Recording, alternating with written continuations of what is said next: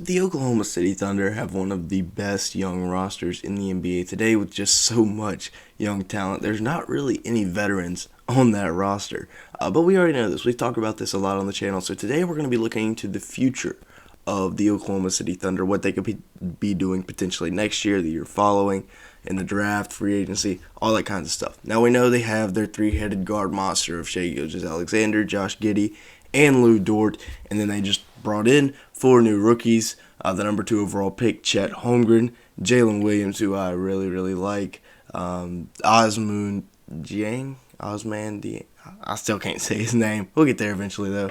And then another Jalen Williams. So they have 2 of them. And it's a nice rookie class. And they did end up trading a lot of picks to move up for Jiang. So we're going to have to talk about that as well. But Sam Presti has just done a fantastic job of setting this team up for success for many years. So before we get started, make sure to like button and the subscribe button if you do enjoy at any point. Make sure to leave me a comment down below. And now let's go ahead and get started looking at their draft last year. Of course, Chet Holmgren, he looks really good. His only, potential issue could be his weight or injury. But at 7 foot and can do all of the things you need to do, dribble, pass, shoot, basically a guard in a big man's body. So he's going to be very exciting to watch. I think he's going to be the centerpiece of that OKC Thunder franchise going forward. Now, later in the lottery, they trade up for Osman Dieng, something like that. And it's a pretty questionable trade. We're going to be talking about it later, but he's a guy with all kinds of upside, Towards the end of his club season over in the NBL, I believe, a couple of the main players got hurt. He had to step up, and he really catapulted himself from a second-round pick all the way up to a lottery pick. Jalen Williams, another guy here from Santa Clara, averaged about 18 points a game on very good shooting, good two-way guy. There's really not a hole in his game. He's very solid. He's going to be able to step in right away from day one and be a contributor on this Oklahoma City Thunder team. You saw it in the Summer League. He can play off the ball so well.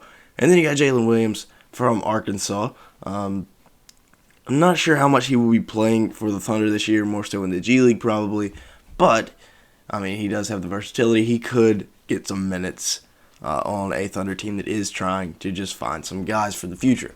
Now their guard trio, it's pretty good. This is one of the better young guard trios in the NBA. This is why I don't think they'll be taking many guards later on in future drafts with all these picks that they have. But Lou Dort, who they just signed to an extension, and that was a pretty good extension, pretty good value for him. Josh Giddey coming off a Rookie of the Year caliber campaign, played in the Summer League. I'm expecting him to have a big season. And then Shai Gilgeous-Alexander, I'm expecting him to really take a couple leaps this year. He's been really good for them over the past couple of years, but I'm talking about in his efficiency. The efficiency's not been great, and it's because he's been having to take some crazy shots because he's been getting, all the attention defensively. But Matt, now, with more and more weapons around him, I'm expecting his efficiency to really pick up. Now, an updated look at their future picks. They now only have 2 first-round picks in next year's draft. One of them is at a Clippers pick, so it probably will not be very valuable. But they could trade any of their 4 picks in 2021 or any of their 4 picks in 2025. Or not 2020. What am I talking about? Any of their 4 picks in 2024 or 2025. I'm not sure what I just said. But as you can see, they have still a lot of picks in the future, even more in 2026.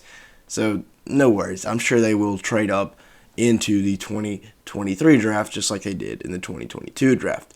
Now, could this potentially be a bad move?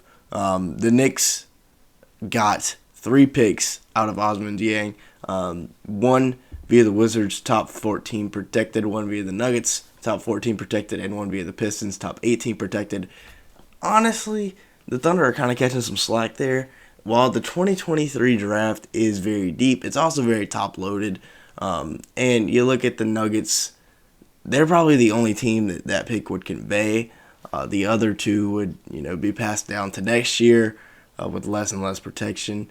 So I think at the end of the day, to take a flyer on Jiang, because he was really good for his NBL team last year, I think, it's worth it. Now, you look at all the money that they're going to have over the next few years.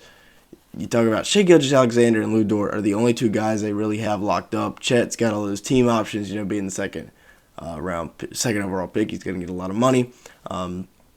But there's not really all that much on the books. They have $89 million after this year on the books. and then $90 million the year after that.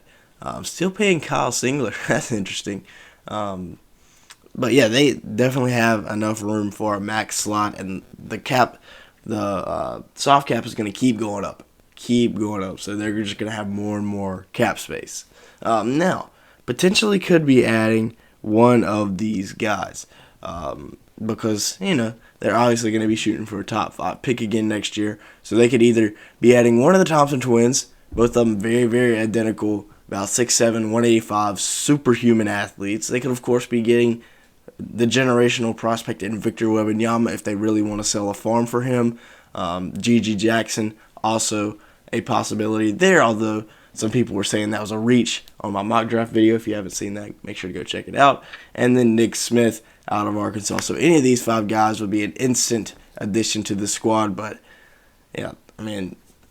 they could be adding some more serious talent in next year's draft. Now, you take a look at the bigs that they've got.